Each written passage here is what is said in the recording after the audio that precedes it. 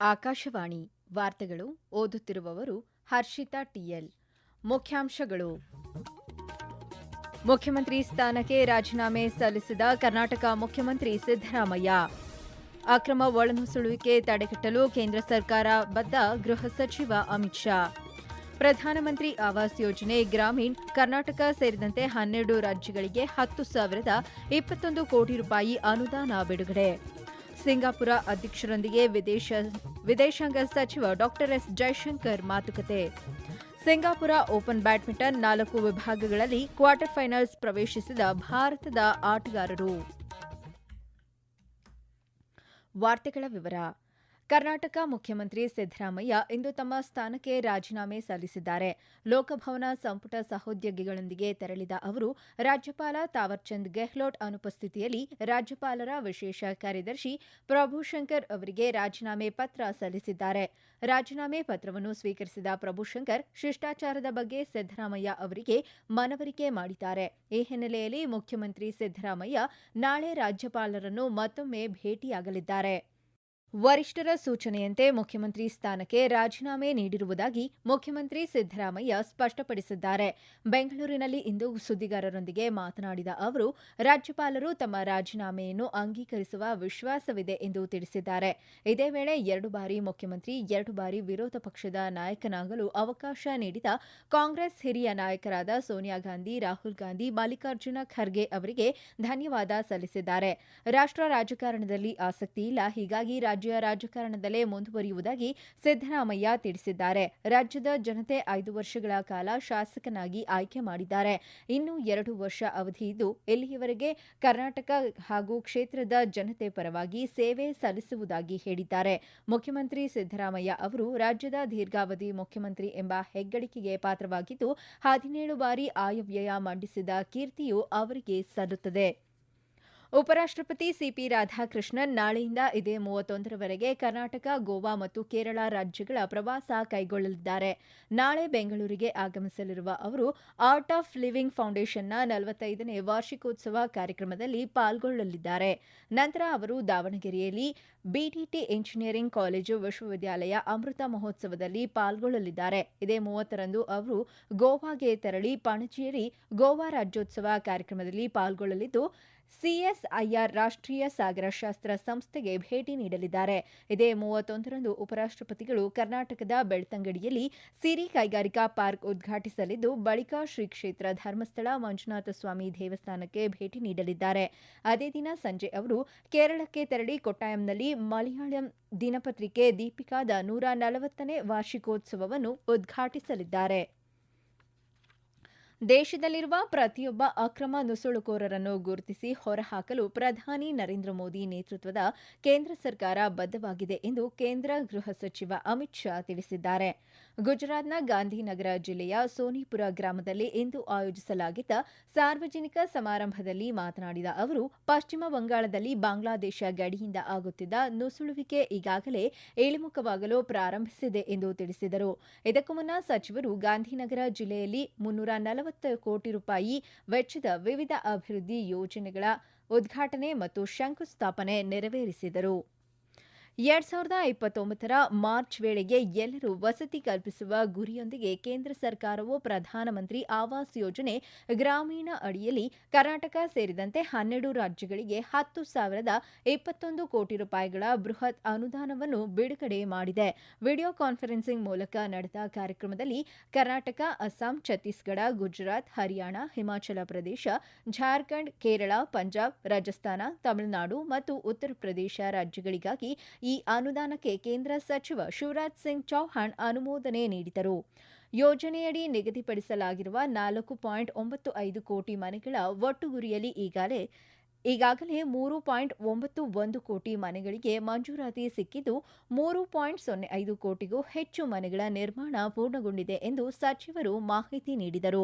ಈ ಮನೆಗಳೊಂದಿಗೆ ರಸ್ತೆ, ವಿದ್ಯುತ್, ಕುಡಿಯುವ ನೀರು ಹಾಗೂ ಶೌಚಾಲಯಗಳಂತಹ ಮೂಲಸೌಕರ್ಯಗಳನ್ನು ಒದಗಿಸಲಾಗುತ್ತಿದೆ ಎಂದ ಅವರು, ಮಂಜೂರಾದ ಮನೆಗಳಲ್ಲಿ 75% ಮಹಿಳೆಯರ ಹೆಸರಿನಲ್ಲಿ ಅಥವಾ ಜಂಟಿ ಮಾಲೀಕತ್ವದಲ್ಲಿ ಇದು ಮಹಿಳಾ ಸಬಲೀಕರಣಕ್ಕೆ ಸಾಕ್ಷಿಯಾಗಿದೆ ಎಂದರು. ಬಾಕಿ ಇರುವ ಮನೆಗಳ ಅನುಮೋದನೆ ಅನುಮೋದನೆಯನ್ನು ಜೂನ್ 30ರ ಒಳಗಾಗಿ ಪೂರ್ಣಗೊಳಿಸುವಂತೆ ರಾಜ್ಯಗಳಿಗೆ ಸೂಚಿಸಿದ ಸಚಿವರು ಜೂನ್ 5ರ ವಿಶ್ವ ಪರಿಸರ ದಿನದಂದು ಏಕ್ ಪೇಡ್ ಮಾ ಕೆ ನಾಮ್ ಅಭಿಯಾನದಡಿ ಪ್ರತಿಯೊಬ್ಬ ಫಲಾನುಭವಿಯೂ ಕನಿಷ್ಠ ಒಂದು ಸಸಿ ನೆಡುವಂತೆ ಕರೆ ನೀಡಿದರು. ಈ ವಾರ್ತೆಗಳನ್ನು ಆಕಾಶವಾಣಿಯಿಂದ ಕೇಳುತ್ತಿದ್ದೀರಿ. ನಮ್ಮ ಎಲ್ಲಾ ರಾಷ್ಟ್ರೀಯ ವಾರ್ತೆಗಳು ಹಾಗೂ ಪ್ರದೇಶ ಸಮಾಚಾರ ಈಗ ಆಕಾಶವಾಣಿ ನ್ಯೂಸ್ ಕನ್ನಡ ಯೂಟ್ಯೂಬ್ ಚಾನೆಲ್ನಲ್ಲಿ ಲಭ್ಯ.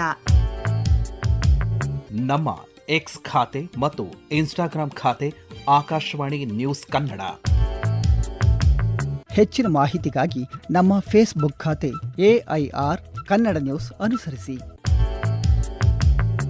ಮಾಹಿತಿಯ ಹೂರಣ ವಾರದ ಕಾರ್ಯಕ್ರಮ ಪ್ರಚಲಿತ ವಿದ್ಯಮಾನ ಪ್ರತಿ ಬುಧವಾರ 9:15ಕ್ಕೆ.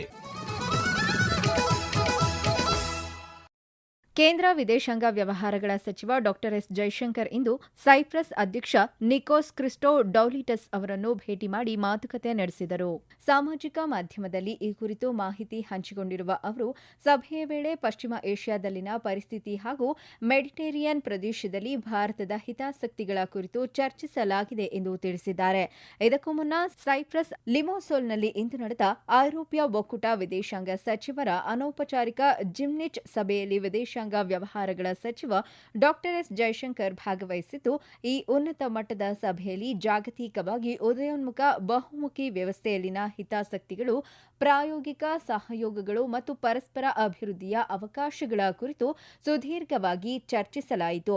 ಸಭೆಯ ಹಿನ್ನೆಲೆಯಲ್ಲಿ ವಿದೇಶಾಂಗ ಸಚಿವರು ಸ್ಪೇನ್, ಉಕ್ರೇನ್, ಸೌದಿ ಅರೇಬಿಯಾ ಸೇರಿದಂತೆ ಹಲವು ದೇಶಗಳ ವಿದೇಶಾಂಗ ಸಚಿವರೊಂದಿಗೆ ದ್ವಿಪಕ್ಷೀಯ ಮಾತುಕತೆ ನಡೆಸಿದರು. ಭಾರತದ ರಕ್ಷಣಾ ಕಾರ್ಯದರ್ಶಿ ರಾಜೇಶ್ ಕುಮಾರ್ ಸಿಂಗ್ ಮತ್ತು ಸಿಂಗಾಪುರ ರಕ್ಷಣಾ ಕಾರ್ಯದರ್ಶಿ ಜೋಸೆಫ್ ಲಿಯಾಂಗ್ ಅವರ ಜಂಟಿ ಅಧ್ಯಕ್ಷತೆಯಲ್ಲಿ ಸಿಂಗಾಪುರದಲ್ಲಿಂದು 16ನೇ ರಕ್ಷಣಾ ನೀತಿ ಸಂವಾದ ನಡೆಯಿತು. ಭಾರತ, ದಕ್ಷಿಣ ಕೊರಿಯಾ ದೇಶಗಳ ನಡುವಿನ ಸಮಗ್ರ ಆರ್ಥಿಕ ಪಾಲುದಾರಿಕೆ ಒಪ್ಪಂದವನ್ನು ಮೇಲ್ದರ್ಜೆಗೇರಿಸುವ ಭಾಗವಾಗಿ ಡಿಜಿಟಲ್ ವ್ಯಾಪಾರ ಪೂರೈಕೆ ಸರಪಳಿ ಹಾಗೂ ಕೈಗಾರಿಕಾ ಸಹಭಾಗಿತ್ವದ ಕುರಿತು ಚರ್ಚಿಸಲು ಪ್ರತ್ಯೇಕ ಉಪಗುಂಪುಗಳನ್ನು ರಚಿಸಲು ನಿರ್ಧರಿಸಲಾಗಿದೆ. ಕೇಂದ್ರ ವಾಣಿಜ್ಯ ಸಚಿವ ಪಿಯೂಷ್ ಗೋಯಲ್ ಮತ್ತು ಕೊರಿಯಾದ ವಾಣಿಜ್ಯ ಸಚಿವ ಯೋಯೋ ಹನ್ ಕು ಅವರು ಏಪ್ರಿಲ್ 20ರಂದು ಸಹಿ ಮಾಡಿದ ಜಂಟಿ ಪ್ರಕಟಣೆಗೆ ಅನುಗುಣವಾಗಿ ನವದೆಹಲಿಯಲ್ಲಿ ಈ ಮಾತುಕತೆಗಳು ಜರುಗಲಿವೆ. ಸಂವಾದ, ಚರ್ಚೆ, ಒಮ್ಮತ ಮತ್ತು ಭಿನ್ನಾಭಿಪ್ರಾಯಗಳಿಂದ ಪ್ರಜಾಪ್ರಭುತ್ವವು ಸದೃಢವಾಗಿ ಬೆಳೆಯುತ್ತದೆ ಎಂದು ಲೋಕಸಭೆಯ ಸಭಾಧ್ಯಕ್ಷ ಓಂ ಬಿರ್ಲಾ ತಿಳಿಸಿದ್ದಾರೆ. ದೆಹಲಿ ವಿಧಾನಸಭೆಯಲ್ಲಿ 1924ರಿಂದ 1930ರವರೆಗಿನ ಕೇಂದ್ರ ಶಾಸನ ಸಭೆಯ 407 ಕಲಾಪಗಳ ನಡಾವಳಿಕೆಗಳನ್ನೊಳಗೊಂಡ 89 ಸಂಪುಟಗಳ ಬೃಹತ್ ಸಂಕಲನವನ್ನು ಬಿಡುಗಡೆ ಮಾಡಿ ಮಾತನಾಡಿದ ಅವರು, ಈ ಸಂಗ್ರಹವು ಮುಂದಿನ ಪೀಳಿಗೆಗೆ ಅಮೂಲ್ಯ ಮಾರ್ಗದರ್ಶಿಯಾಗಲಿದೆ ಎಂದರು. ದೇಶದ ಕಠಿಣವಾಗಿ ಶ್ರಮಿಸುವ ರೈತರ ನಿರಂತರ ಶ್ರಮದಾನದಿಂದಾಗಿ ಭಾರತದಲ್ಲಿಂದು ಸಾಕಷ್ಟು ಪ್ರಮಾಣದಲ್ಲಿ ಆಹಾರ ಧಾನ್ಯಗಳ ದಾಸ್ತಾನು ಲಭ್ಯವಿದೆ ಎಂದು ಕೇಂದ್ರ ಕೃಷಿ ಮತ್ತು ರೈತರ ಕಲ್ಯಾಣ ಸಚಿವ ಶಿವರಾಜ್ ಸಿಂಗ್ ಚೌಹಾಣ್ ತಿಳಿಸಿದ್ದಾರೆ. ನವದೆಹಲಿಯಲ್ಲಿಂದು ಮುಂಗಾರು ಅಭಿಯಾನ 2026ರ ರಾಷ್ಟ್ರೀಯ ಕೃಷಿ ಸಮ್ಮೇಳನ ಉದ್ಘಾಟಿಸಿ ಮಾತನಾಡಿದ ಅವರು, ಈ ವರ್ಷ ದೇಶದ ಆಹಾರ ಧಾನ್ಯ ಉತ್ಪಾದನೆ ಕಳೆದ ವರ್ಷಕ್ಕಿಂತ ಶೇಕಡಾ 5.3ರಷ್ಟು ಹೆಚ್ಚಳವಾಗಿದ್ದು 376 ದಶಲಕ್ಷ ಟನ್ ದಾಟುವ ಅಂದಾಜಿದೆ ಎಂದರು.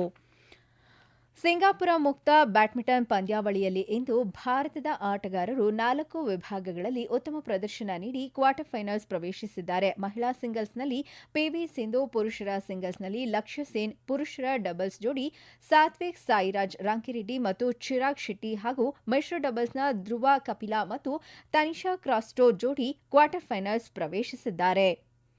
ಕೊನೆಯಲ್ಲಿ ಮತ್ತೊಮ್ಮೆ ಮುಖ್ಯಾಂಶಗಳು. ಮುಖ್ಯಮಂತ್ರಿ ಸ್ಥಾನಕ್ಕೆ ರಾಜೀನಾಮೆ ಸಲ್ಲಿಸಿದ ಕರ್ನಾಟಕ ಮುಖ್ಯಮಂತ್ರಿ ಸಿದ್ದರಾಮಯ್ಯ. ಅಕ್ರಮ ಒಳನುಸುಳುವಿಕೆ ತಡೆಗಟ್ಟಲು ಕೇಂದ್ರ ಸರ್ಕಾರ ಬದ್ಧ, ಗೃಹ ಸಚಿವ ಅಮಿತ್ ಶಾ. ಪ್ರಧಾನಮಂತ್ರಿ ಆವಾಸ್ ಯೋಜನೆ ಗ್ರಾಮೀಣ್ ಕರ್ನಾಟಕ ಸೇರಿದಂತೆ 12 ರಾಜ್ಯಗಳಿಗೆ 10,021 ಕೋಟಿ ರೂಪಾಯಿ ಅನುದಾನ ಬಿಡುಗಡೆ. ಸಿಂಗಾಪುರ ಅಧ್ಯಕ್ಷರೊಂದಿಗೆ ವಿದೇಶಾಂಗ ಸಚಿವ ಡಾ ಎಸ್ ಜೈಶಂಕರ್ ಮಾತುಕತೆ. ಸಿಂಗಾಪುರ ಓಪನ್ ಬ್ಯಾಡ್ಮಿಂಟನ್ 4 ವಿಭಾಗಗಳಲ್ಲಿ ಕ್ವಾರ್ಟರ್ ಫೈನಲ್ಸ್ ಪ್ರವೇಶಿಸಿದ ಭಾರತದ ಆಟಗಾರರು. ಇಲ್ಲಿಗೆ ವಾರ್ತಾ ಪ್ರಸಾರ ಮುಕ್ತಾಯವಾಯಿತು. ನಮ್ಮ ಮುಂದಿನ ವಾರ್ತಾ ಪ್ರಸಾರ ನಾಳೆ ಬೆಳಿಗ್ಗೆ 7:05 ನಿಮಿಷಕ್ಕೆ.